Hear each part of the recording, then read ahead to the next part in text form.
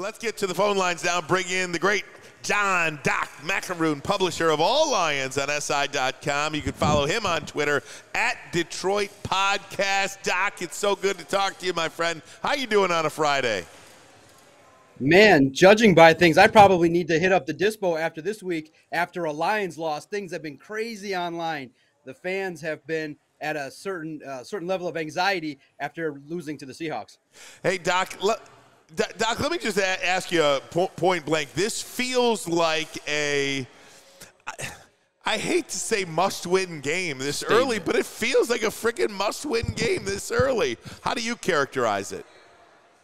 Absolutely. Look, I understand that the Lions have shown that they can come back in the second half of the year, but to give the fans confidence that this football team can start off strong. Remember, a 1-6 start last year really derailed their season, and it put the Lions in a hole. This year, similar type things, mistakes, executing at a level that's not conducive to winning football games. Jared Goff having a miscommunication and a pick six, all the turnovers, a key decision by Dan Campbell that's being examined. Those are all very similar things to last year. And I thought that this year it would have been a point of emphasis that this football team win early. And the way in which they performed against the Seahawks put a lot of people on notice too, like, oh, wait a minute, this football team does have some warrants and has some things that they have to correct. Otherwise, this stretch of games could be very challenging to get a W.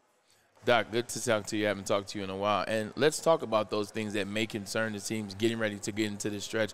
What concerns you most about the Detroit Lions going into this Sunday?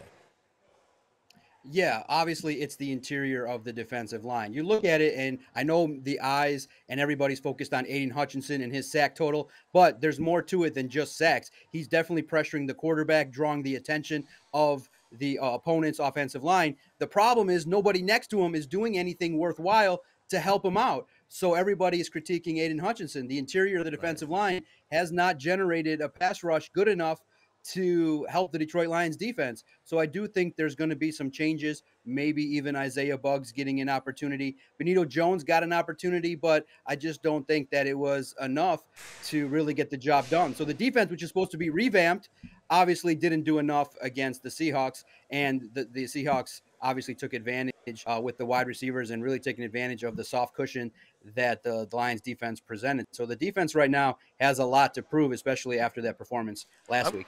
I'm glad you went there, Doc. I just want to ask you one last question. It's about the defensive line. It's about Aiden Hutchinson. I understand it. They line him up all the time at the same side, and I know he's not a Micah Parsons guy where he plays all over the place. But is that something that Aaron Glenn can change? Is it somewhere he can rotate the line, spin them around, do some different stunts? Because it seems like they line up in the same place all the time, and Aiden is a guy. You need to start moving him around in my estimation. Is that something that Aaron Glenn can do? Yeah, absolutely. The scheme is something that needs to evolve. You said it, the stunts, the blitzes from different locations. But here's the issue. When there's communication breakdowns between the secondary and the defensive line, Aiden Hutchinson mentioned it in the locker room that the Lions right now defensively are not playing complementary football, meaning that if the defensive line handles their assignments, there's a breakdown in the secondary. Or if the secondary has an issue, the defensive line also has an issue. So the working together relationship between the defensive line and secondary, the communication was focused on heavily this week. And absolutely, Aiden Hutchinson needs to be moved around a little bit more. But right now, they're obviously trying to establish what he's comfortable with. And I think the issue is the talent next to him needs to also step up, and the injury to James Houston really puts the defensive line in a bind, as well as the injury to Josh Paschal, because it limits what Aiden Hutchinson can do, because he's getting all the attention, but the others also have to step up and have a lot better game, namely John Kaminsky and Ali McNeil. John Kaminsky going against his old Atlanta Falcons team there, Doc. So I wanted to ask you, I've been watching football a long time, man, but I've never seen a game where more key players were injured for a team, and the Lions now have to go forward basically without 5 starters, and they were already down Josh Paschal, and Jameson Williams is another story.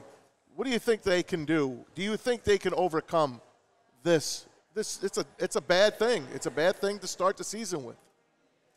It is. It's very unfortunate when you look at it, especially in that game. C.J. Gardner-Johnson goes down for a little bit for a spell. He returns heroically with a torn pec. Kirby Joseph in and out of the game as well. And look, you realize, too, that the Seahawks and Falcons they're just as physical as the Lions. And unfortunately, the Lions took the brunt end of it. And it is tough because you look at losing Taylor Decker, the impact that he had, now forcing Penei Sewell over to the left side. Now, he did okay, but at the same time, you expose some weaknesses on the right side. And so I look at it and I say the Lions have more depth. They do have experienced players. If Kirby Joseph indeed does not play, you probably will see Ifeatu Melifonwu or Will Harris get experience there. Tracy Walker is going to step in for C.J. Gardner-Johnson. You have more depth. Unfortunately, if those players that are stepping in were good enough, they would be the starters. So it is concerning coming into this game and this stretch where you're playing the Falcons at home, second game in a row in front of the fans at Ford Field, and they're a physical football team that can bring it. And then you're going on the road on short notice and short rest to play the Green Bay Packers on Thursday. So the injury situation has caught up with them. But if you look at it in terms of silver linings, you'd rather have it start now than to have injuries later in the year. You just hope that those that are understanding the system and our backups come in and contribute at a similar level than those that are out. Hey, let's talk just on the offensive side. Marvin Jones, we really didn't see much out of him in the first two games. Last week, he didn't even get any attempts thrown his way. Josh Reynolds has stepped up, and the running backs, they're kind of thin there too. What are we going to look for this week in the backfield, and what do you think about what's going to happen with the wide receivers? Yeah, absolutely. Look, everybody's talking about it, and I expect it too. Jahmyr Gibbs has to be utilized. The Lions have to take advantage of this Ferrari that they have in the backfield. You drafted him number 12 overall, and to see the disparity between his touches and carries versus Bijan Robinson, I think that the Detroit Lions, it would behoove them to try and do as much as they can to get Jahmyr Gibbs involved in the offense and utilize the weapons that you have. Look, Maz, you can see the lineup and you see the strengths, and outside of Amon-Ra St. Brown, it tails off a little bit. Yes, Josh Reynolds is a safety valve and a reliable veteran that has a connection with Jared Goff, but you're not going to want to rely on him. You're going to want to rely on Sam Laporta, who's coming on and emerging. You want to rely on Jahmyr Gibbs and Amon-Ra St. Brown. So I think that obviously I think it's a similar game plan. You're going to want to run the football. You're going to mix in Craig Reynolds here and there, but you're going to need to expose and get Jahmyr Gibbs some explosives. You're going to need to take some shots deep and open up a little bit of the doubt in the Falcons defense, whether you're going to pass or run. But I do think it's a similar game plan, but I think the opportunity for more explosives is there if you feature Jahmyr Gibbs. You have to. This fan base is clamoring for it, and I think he can do it. This is a marquee game for the rookie that you picked and utilized a number 12 overall pick on. Hey, Doc, just to expound on that, do you buy into the theory of, even though these two guys will never be on the field at the same time together, a little, hey, Bijan and Jahmyr, for Bijan Robinson, he was the second running back taken, not the first running back taken, so he wants to show his worth. For Jahmyr Gibbs, hey, I want to show this guy why I was the number one running back taken. Do you take it do you buy into the narrative of these guys taking this one a little bit more personal than just another game? Absolutely. True competitors are going to circle this game. For Bijan Robinson, that's what makes me concerned, is he's going to circle this game knowing that he was there at number 6 and the Detroit Lions decided to trade down. And so look at Bijan Robinson. He's the total package. Look what he's done. And I know that, young rookies, it takes time for them to acclimate in Ben Johnson's system. But I do think both of these athletes are going to go out there looking to top each other and perform at a high level.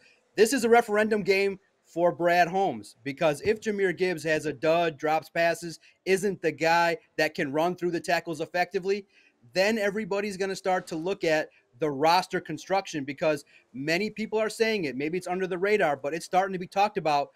Maybe the Lions could have kept Swift and targeted the defense, knowing that Swift was entering a contract year. He was going to be motivated to ball out. You could have invested along the defensive line, and you're starting to see Jalen Carter, a 3 technique. They don't grow on trees, and the Lions obviously have a weakness along the interior of the defensive line. So if Jahmyr Gibbs doesn't ball out, the question marks and the discussion about Brad Holmes' roster construction is going to grow. Hey, Doc, please don't say what you just said last, because if you said, me and Maz, we will be in our misery together. Swift. Because you know what I'm talking about. I'm Swiftly. I'm Jalen Carter all the way, and he was there. DeAndre Swift, don't get rid of him. So please don't do that again. No. But, Doc, in all honesty, we were just talking before we got you on the show. We were talking about the brand new Lions versus the same old Lions. And my thing is this. Last week, the rhetoric behind it is, well, the Lions had some injuries and they almost won that game. That sounds eerily familiar to same old Lions. Now, I don't believe they are, but it sounds familiar. If they lose this home game against the Seattle Seahawks after they just lost their home game, if they lose to the Falcons this week after they just lost to the Seahawks at home, does it now become an interest where maybe this is still the same old Lions? Or am I reaching? No, look, everybody's going to have SOL in the back of their mind because of the history. This is not the same old Lions. Okay. And here's why. You look at this football team, and despite everything that happened, they were in that football game. They shot themselves in the foot with key turnovers, giving the opponent 6 points. I look at this year, and this is what we've all been clamoring for, looking at the details of a game. The Lions have enough talent to march into any single football game and win it. But they do have to advance in terms of execution late in the game. Guys, despite everything that happened, despite Seattle punching them in the mouth early in the game offensively, you had the football late in the game. And this is where we can break down the intricacies of the game. Despite everything that happened, you had the football with 1:50 left on the clock, and you decided to play this passive approach that ended up costing you. So in this situation, once the roster elevates and gets better this year, once Dan Campbell finally or effectively utilizes clock management, this football team can win and play at a high level. It's not the same old Lions in that I do think that once these early issues start to correct themselves, Jamison Williams is going to come back. You're going to have increased talent. You do have the makings of a football team that can win a lot of games. You just have to go out there and clean up the early messes. Hey, Doc, speaking of Dan Campbell, what are your thoughts on him? Has he grown as a coach when it comes to clock management, when it comes to these fourth down plays that he goes on, no matter where the hell on the field he is? I mean, think about the first game. He fakes that punt. They make that first down, and they go down and basically win the game because of that. But if he don't make it, what are we saying about Dan Campbell? I just want to get your opinion on him right now as a head coach.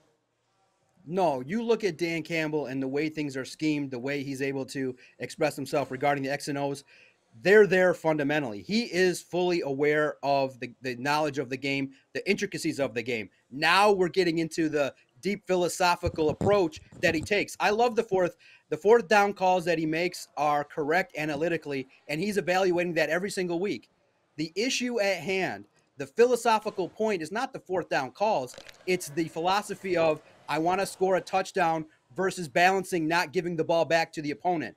I'm of the opinion that philosophically is incorrect. I wrote about it at All Lions. Yep. Philosophically, score the touchdown and worry about the defense later. Yes. There's and this is where he falls back into old school thinking. Like all these NFL coaches try to overthink things. They go, oh, I want to try to score, call the plays, and run the clock down.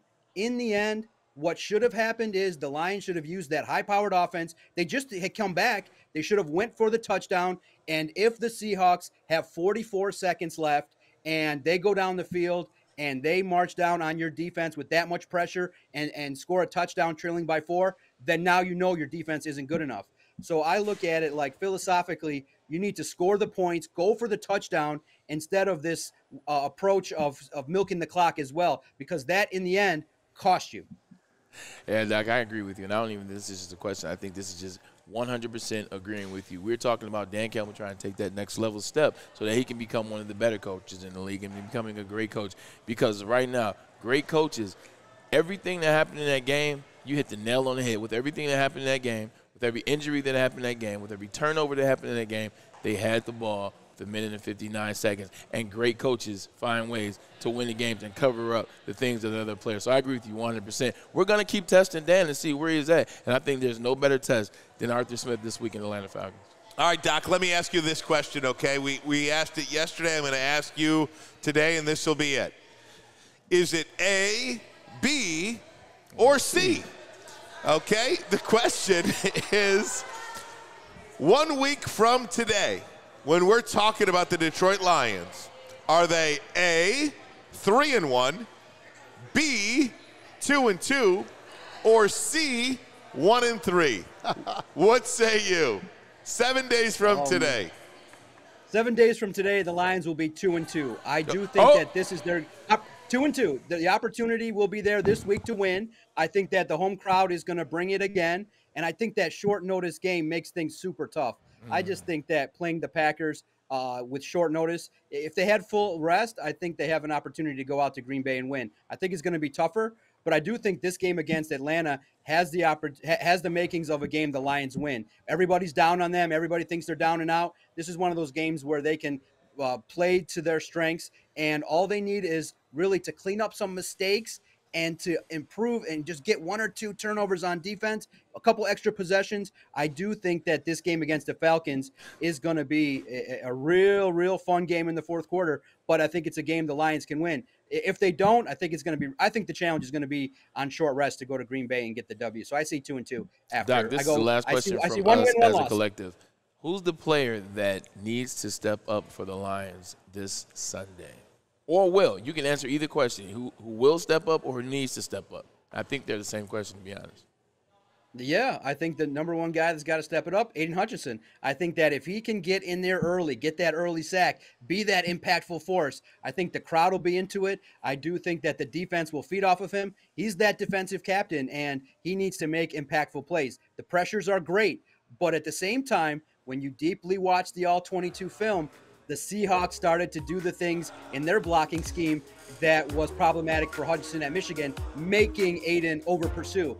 So he's got to work through that. He's got to maintain his containment. He's got to maintain the edge. And once he gets comfortable in this game, I see him making an impact. I could see a 2 to 3 sack game from Aiden Hutchinson this week.